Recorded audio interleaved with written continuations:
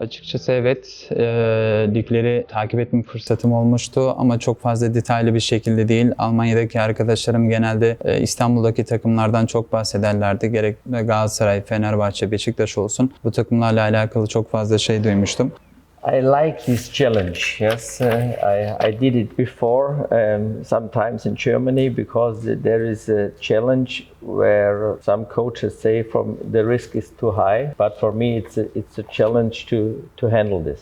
I think it's not a problem if you have an image. It's always good if you have an image. Açıkçası böyle bir görüntü verebildiysem bu gayet güzel bir şey. Bu bir sorun değil, aksine güzel bir şey. Beni çünkü herkes iyice tanımaya başladı ama şundan %100 emin olsunlar, biz %100'ümüzü takım olarak, kulüp olarak onları mutlu etmek adına kesinlikle vereceğiz. Teşekkürler. Hocamı biraz tanıyabilir miyiz? Futbola ilgisi nasıl başladı? Can we know more about you? How did you start getting into football? Yeah, this is a long way when I look back. Geriye baktığımda açıkçası çok uzun bir yol. I started to become a coach when I was 27. 27 yaşındayken hoca olmaya başladım. In Germany, I go from the down leagues step by step to the Bundesliga. Almanya'da alt liglerden adım adım Bundesliga'ya doğru, yukarıya doğru çıktım. I had a good education. I had a good teacher with Ralf Rangnick and some special guys on my side. Ralf Rangnick olsun, diğer hocalar olsun, onlarla birlikte çok iyi bir eğitimden geçtik. And then at the end, I was first assistant coach in Schalke 04, and then I became coach in Hoffenheim, head coach, and then after that, the next steps were I was in Hamburg and in Cologne and Moscow, and now I'm here. Tabii ki de Hamburg'da olsun, Kolon'da olsun, farklı kulüplerde tecrübem oldu. Moskova'da da hocalık yapma fırsatım oldu. And I can say I'm happy that I have to do all these steps, also the steps in the leagues down. Tüm bu adımlardan geçmiş olmaktan ötürü çok mutluyum. Alt liglerde olan tecrübelerimden ötürü de mutluyum. Because you can learn as a coach and you can develop and you can find your best way for your football. Çünkü kendinizi geliştirme fırsatınız oluyor. Kendinizi geliştirmenin yanında aynı zamanda en iyi futbolu nasıl oynatabileceğinizi öğreniyorsunuz. And in the end, I can say since today I'm happy with my job. Gelmiş olduğum nokta itibariyle de yapmış olduğum meslekten ötürü çok mutluyum. Futbolculuk kariyeri nasıldı? Bir orta saha oyuncusu olarak nasıl bir futbolculuk kariyeri vardı? Can you tell us about your football player? As a football player, can you tell us your football career in the midfield? You were a midfielder. Yes, I was a central midfielder. Yes. Evet, orta sahada oynuyordum. My dream was always to play in the first league. Yeah. Hayalim her zaman birinci ligde oynamaktı. And I played in the third league in Germany, and I had some offers, but in this case I was a young player, and I had a lot of injuries, and at the end, therefore, it was not enough to come in the first league. But this was always my biggest dream to be a football player in the first league. Tabii ki de en büyük hayalim birinci ligde oynamaktı. Üçüncü ligde oynadım. Ondan sonra o dönemde birçok teklif almıştım ama sakatlıklardan ötürü ne yazık ki o hedefim olan, hayalim olan birinci lige yükselmek gibi bir şey gerçekleşmedi. So when I was 26, I had a really big injury on the knee, and then I realized I cannot go to the first league, and then my biggest dream was then to become a coach in the highest level, at the highest level. 26 yaşındayken çok ciddi bir diz sakatlığı yaşamıştım. Çok büyük bir sakatlıktan ötürü de bu sefer futbolculuk kariyerimi sonlandırmak zorunda kaldım. Ondan sonra da hoca olarak en büyük hocalardan biri ya da elimden geldiğince en iyi hocalardan biri olmak yolunda adım atmaya ve karar almaya başladım. Türk futbolunu yakından takip ediyor muydun?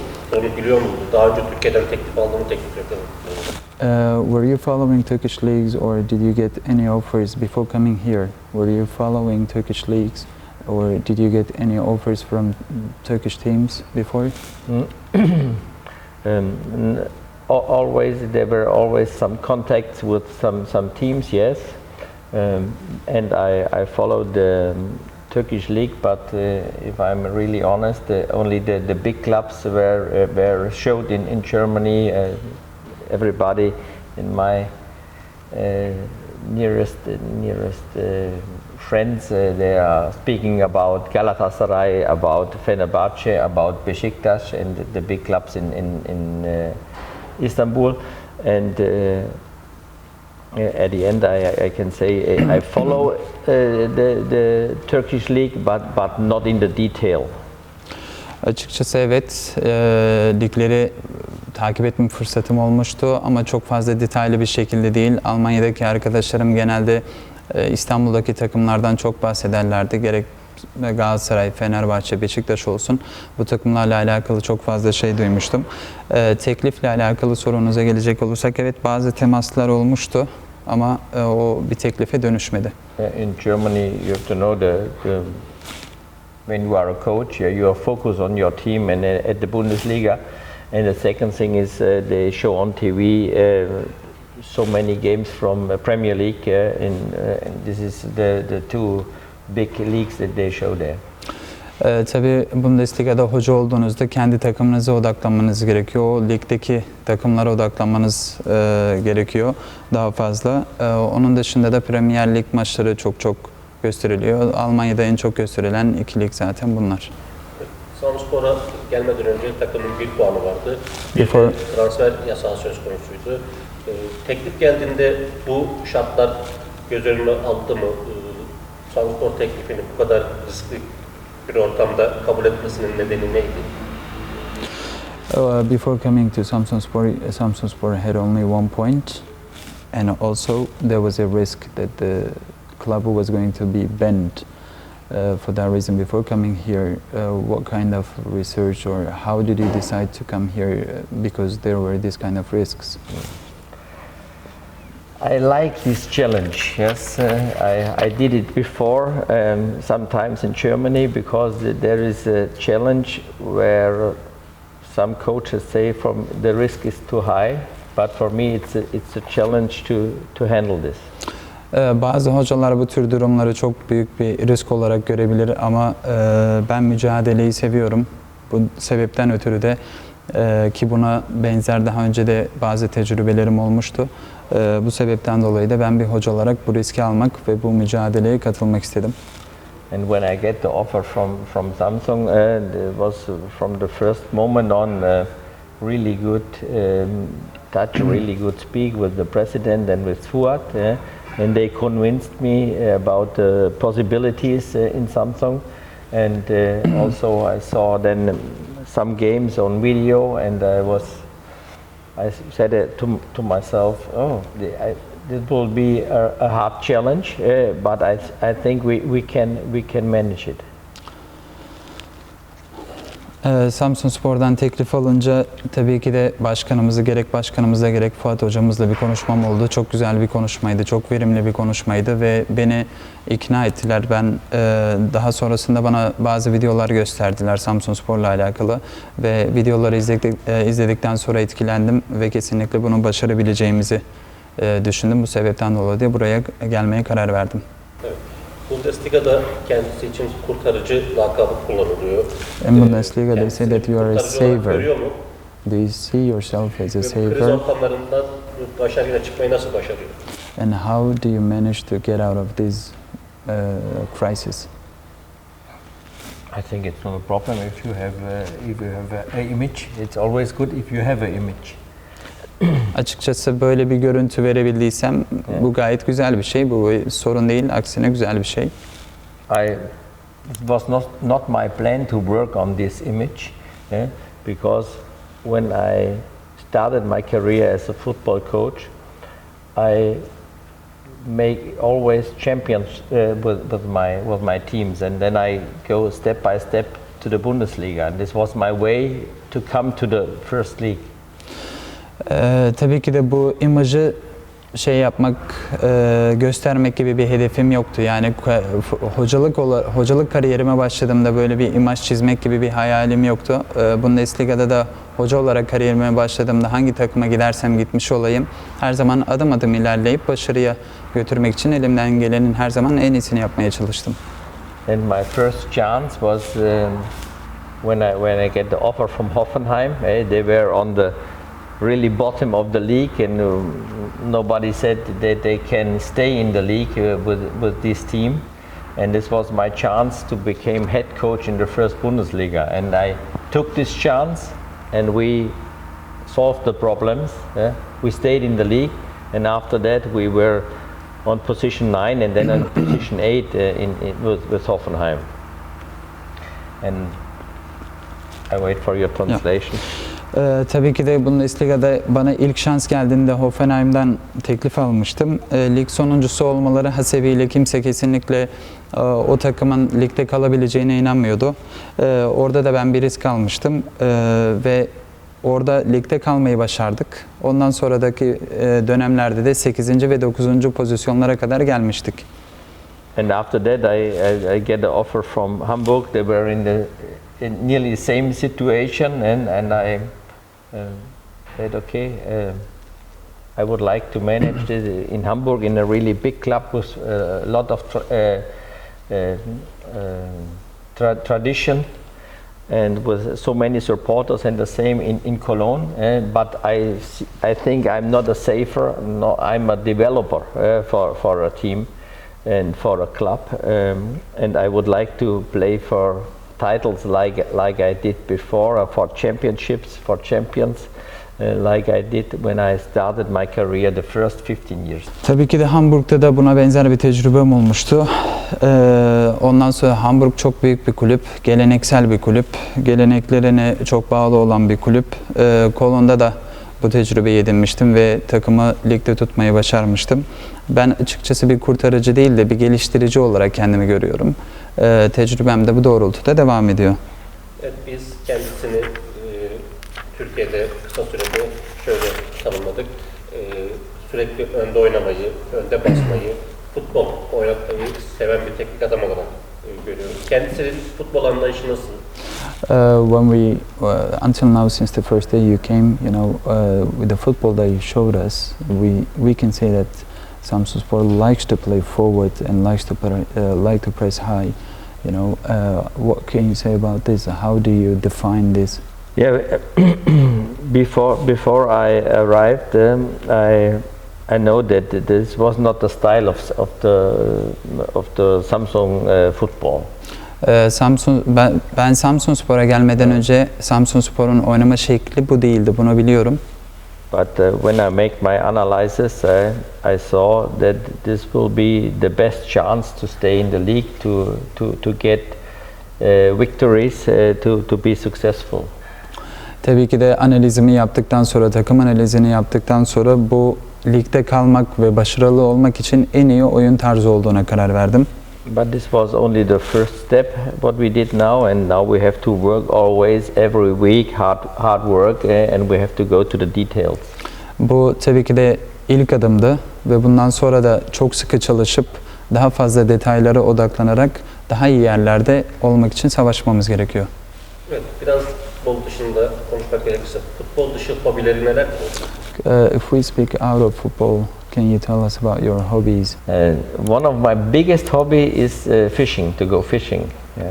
En büyük hobilerimden bir tanesi balık tutmaktır.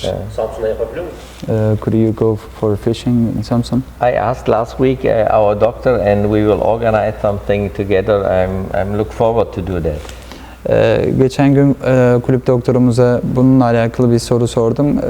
Yani önümüzdeki günlerde yapmayı dört gözle bekliyorum.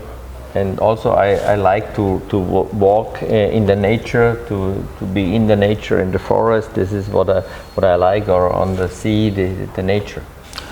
Doğayla baş başa olmayı da seviyorum. Doğada yürüyüş yapmayı, belki deniz kıyısında olabilir. Doğayla başa baş kalmayı seviyorum, yürüyüş yapmayı da.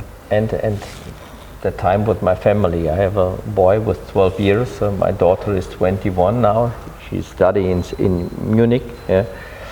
And my wife, and I look forward to see them again. Tabii ki de bunların dışında ailemle vakit geçirmeyi çok seviyorum. 12 yaşında bir tane oğlum, 21 yaşında da kız çocuğum var ki Münih'te okuyor. Onlarla vakit geçirmeyi dört gözle bekliyorum. Samsun'a dair neler söylemek ister? Samsun'u nasıl buldun? What can you say about Samsun as a city? How did you find it? What do you think of it? I think it's a really nice, beautiful city. But if I'm honest, my 90% of my time, or 95%, I'm here in this academy. Yeah? And when I go out, then I go to the piazza or I go to a restaurant. So I cannot say too much about all the things here, but I can say the people are very kind, and I'm always happy when I go out and I get so positive response. Şehir çok güzel bir şehir. Gerçekten geldiğimde de sevdim. Çok sevdim şehri. Çok güzel yerleri olmakla birlikte açıkçası dürüst olmak gerekirse vaktimin %90'ı burada tesislerde geçiyor. Yani çok fazla da gezme fırsatım olmadı. Gerek piyasaya gittiğimde ya da dışarıdaki bazı restoranlara gittiğimde insanların bana olan karşı davranışları beni çok mutlu ediyor. İnsanlar çok sıcakkanlı ve çok iyi niyetliler. Çok fazla şehri görme fırsatım olmadı diyebilirim. Maç günleri kendisini nasıl motive ediyor? Kendine ait bir ritüeli, bir alışkanlığı var mı? O heyecanını nasıl bastırıyor? Bunlarla ilgili. How do you motivate yourself on match days? And do you have a ritual or habits that you realize that you do on every match day? I don't need to motivate myself. It came from inside. Kendimi motive etmeye hiç gerek duymuyorum çünkü içimden geliyor, kalpten gelen bir şey bu. My motivation is the love for this game, and when I took over a club like Samsung, I know what is my job to do, and this is my goal. I look always what can we do on this way, and it doesn't need to motivate me special. It comes from inside. Dediğim gibi kendimi özel olarak motive etmeme gerek yok. Zaten benim en büyük tutkum bu futbola olan sevgimdir. Samsunspor gibi bir kulüpteyim ben şu an. Yapmam gereken de bu kulüpte en iyisini yapmak ve takımı geliştirmek. Ama ekstra bir motivasyona gerek duymuyorum. Sağ kenarında çok heyecanlı ve maçı 90 dakika yaşayan bir teknik adam. Bu özelliğiyle ilgili neler söyler? Taraftar gibi sağ kenarında kendisi. When we play in the stadium, you are just like a fan on the on the side of the bench. So you are so excited, you know, your reactions, the way you watch the game, you are just like a fan, and you are so excited. What can you say about that? I can say I live the game. My life is, I give my life, I give all my love to this game, and if I'm not feel what is on the pitch, if I'm not feel how the player think, so I have to be always close to these things, and then I can manage it at my best way. Açıkçası o oyunu kenardan yaşıyorum diyebilirim. Çünkü tüm hayatımı ve tüm sevgimi bu oyuna verdim, futbola verdim. Eğer ben onları maçı izlediğimde o anı yaşayamazsam, maçın içindeymiş gibi onu yaşayamazsam %100'ümü de veremem. En iyi şekilde de takıma katkı sağlayamam. Bu sayede, bu sebepten ötürü anı yaşıyorum ve futbolun içinde sanki sahadaymış gibi o anı yaşıyorum. Yani her zaman oyunun içindeyim. Son olarak camiaya, taraftarlara nasıl bir mesaj vermek istiyorsun? As the last question, what kind of message can you give to the fans? This is the question. I think in every press conference when we start and when we have it weekly, this is always what the medias in Turkish ask. And there is no special thing, and there is no special promise I will give. I think everybody knows, and everybody knows me now, that they can be sure that we will give everything for this club. Açıkçası her maçtan önce ve maçtan sonra hemen hemen bana sorulan sorulara benzer bir soru bu. Her basın toplantısında karşılaştığım bir soru. İnsanlar açıkçası beni tanımaya başladı ve ben özel bir söz vermeyeceğim tabii ki de hiç kimseye. Beni çünkü herkes iyice tanımaya başladı ama şundan %100 emin olsunlar, biz %100'ümüzü takım olarak, kulüp olarak onları mutlu etmek adına kesinlikle vereceğiz. Thank you very much.